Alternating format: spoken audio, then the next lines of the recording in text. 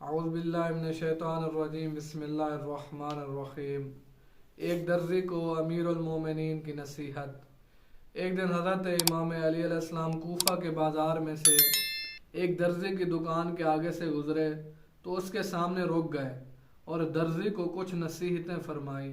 فرمایا کپڑے سینے میں مضبوط اور سالم دھاگا استعمال کرو، دقت اور توجہ کامل کے ساتھ ماشین چلاؤ،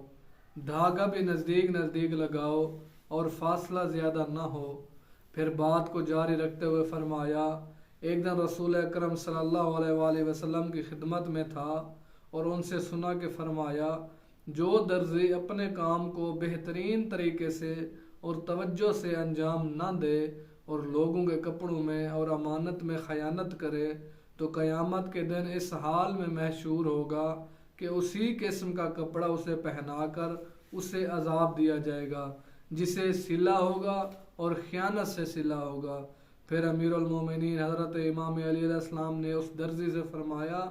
کوشش کرو کپڑے کو اس طرح کاٹو